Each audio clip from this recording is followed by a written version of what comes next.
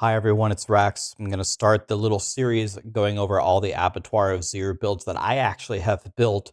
I'm going to start on the Ball Lightning Sorcerer. When it comes out, we'll do a mega 24-hour stream. And of course, our favorite person here for the entire season for Sorcerer is here, Northwar. If you don't know who Northwar is, he's been on Maxroll from the beginning. He's theory crafted a million things for a lot of different games. And he is here to show us the way about how to clear the Abattoir.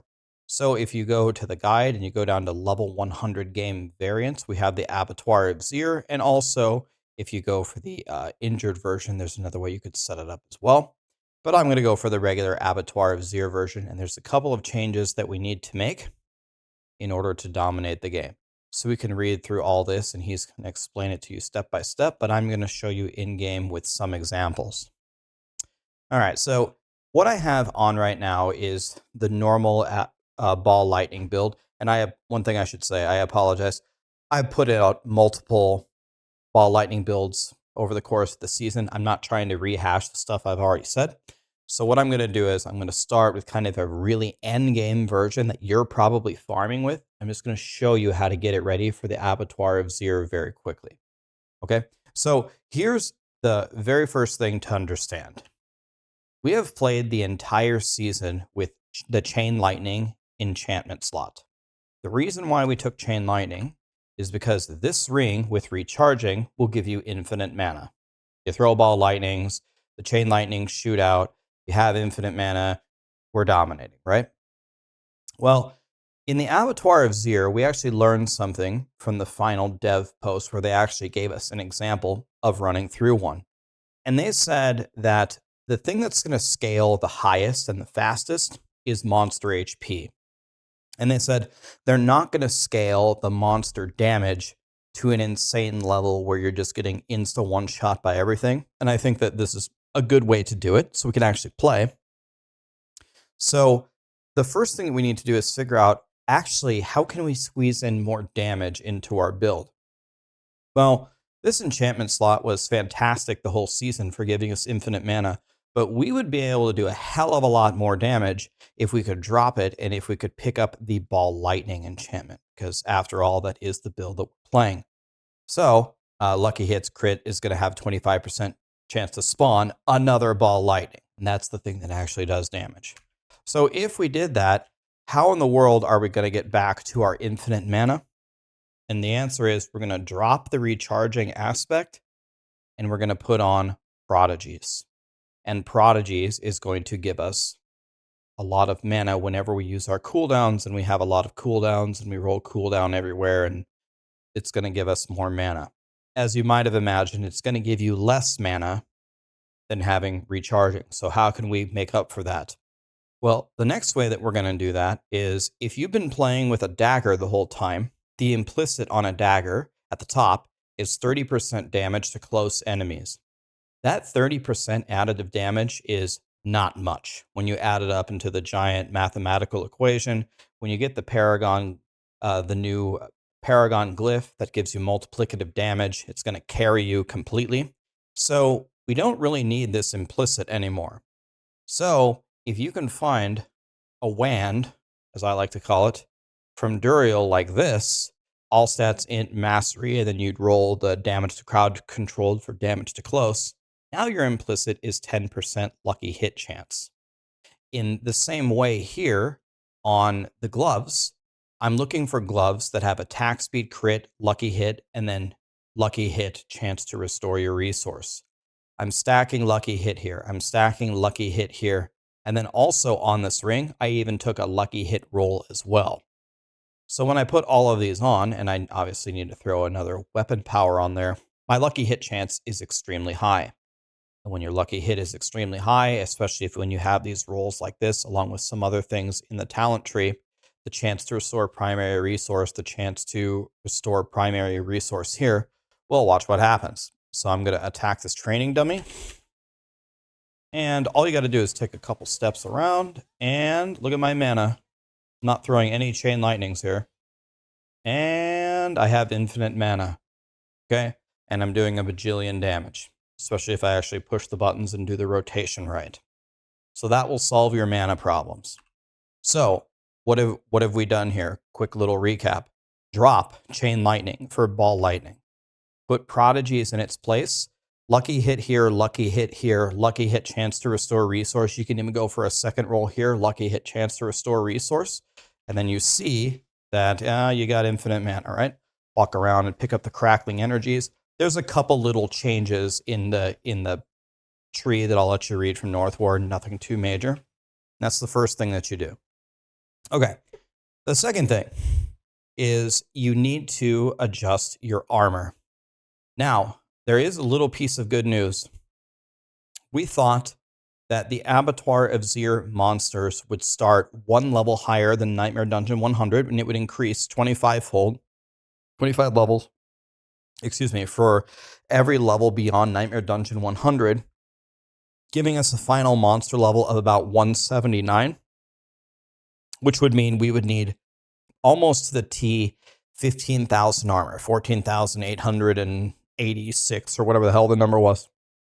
However, when we watched them in the live stream, I believe in Abattoir of Zir level 10, the monsters were only level 157. So, whatever the final number is, whatever the scaling is, the final monster level is probably not going to be level 179. And that means that you need less than 15k armor to play, which is fantastic news. It's already hard to hit. So what we're going to do here is we need to get our armor to at least 14k. Low 14s should be good enough, depending upon the scaling. And how do we do that?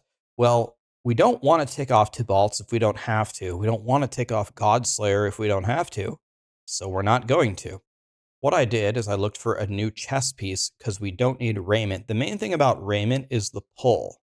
But if you read Godslayer, Godslayer can actually pull for you if you stun nearby enemies. There's something in the tree called, I think it's convulsions or something, that gives you a chance to stun enemies. And that will do all the pull for you. So the Godslayer can do it for you if you drop the raiment. So we can absolutely drop this for a chess piece that looks like this. You can either go armor, triple DR, or armor life, double DR. The important thing is the armor roll. Fun fact, at the start of today, at the start of the stream, I had 750 million gold. I only re-rolled this chess piece and this amulet, and it bankrupted me. So we need to fix the itemization, Blizzard, and the re-rolling still absolutely sucks. But anyway, you need to drop your raiment for a piece with armor on it, and then you need to drop your amulet.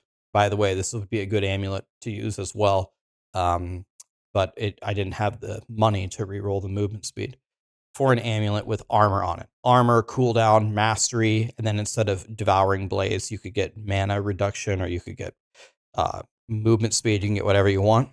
I went with Devouring Blaze, and these two items, 27% total armor, and here the 27% total armor, make a huge difference.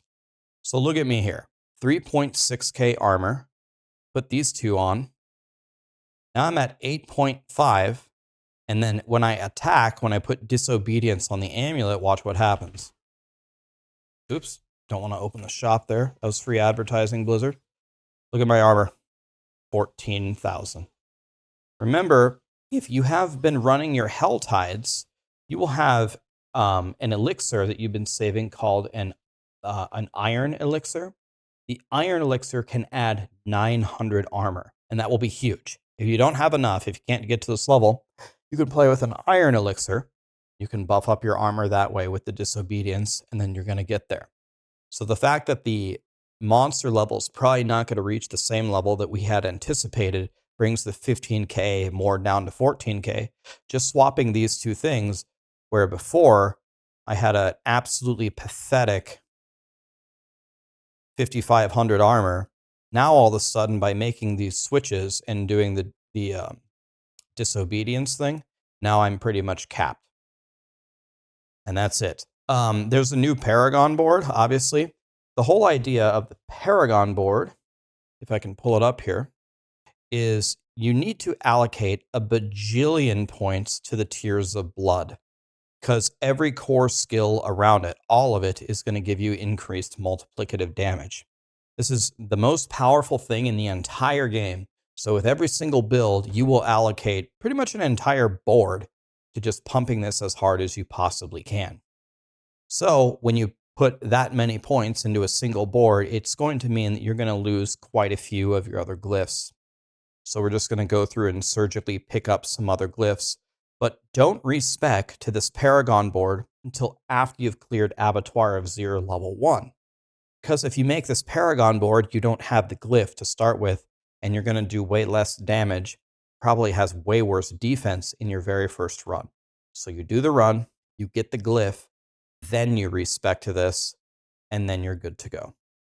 That should be pretty much it. And here, Northward does a very nice job walking through and explaining everything. Here he shows you the Iron Skin elixir. Yeah, it is called Convulsions. The shock skills, 3% chance to stun. Your lucky hit will be extremely high. Precision magic, I already took this anyway throughout the whole season because I thought it was a godly talent to buff your lucky hit to give you a chance to get as much mana back as possible.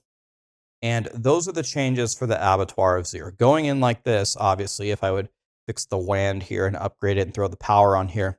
Now I've got my 14k armor. Now I've got my ball lightning enchantment, so I can hit way harder.